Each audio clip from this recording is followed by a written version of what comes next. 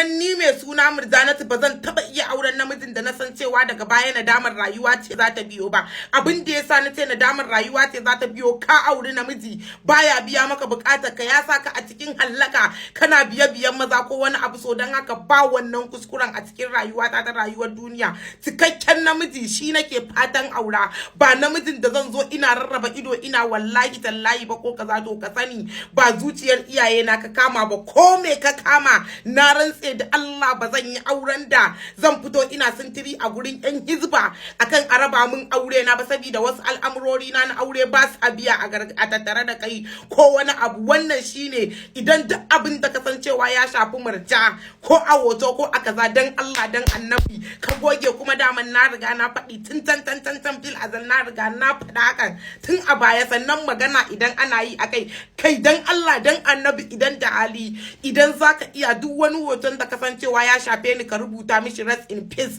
akan hoto na, alamun mutuwa kenan. Daga ka dauko ko lamba ta ce ka rubuta mata rest in peace, daga ka dauko zaka kirawo ko wani abu ka saka a ranka Murja ta mutu. Sannan social media ce, in kaga dama kai blocking dina, in kaga dama ka bar ni. Dan Allah duk abin da ka san ya shafe ni a cikin rayuwa ko menene shi, dan annabi Muhammadu ka goge shi. Ko menene wani tarihin ka guda ɗaya a cikin wayata wallahi tallahi ba ni da shi, ba zai taba ma yiwuwa a cikin rayuwata ba. Ni Murja na zo ne auren da na sani, in zo in aure ina bimbini, in kula wancan saboda inda nake a gida bukata ta ba ta biya.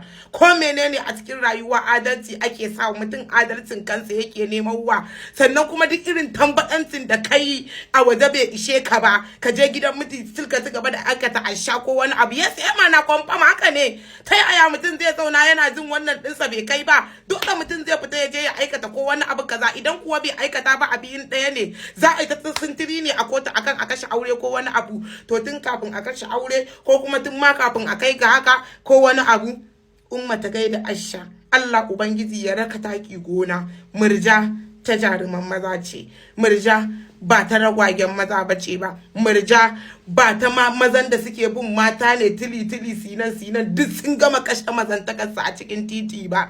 Murja ba mace bace ba da namiji. Keto na rantse da girman Allah, ni kadai aka hada ka da ni, an hada ka da bala'i.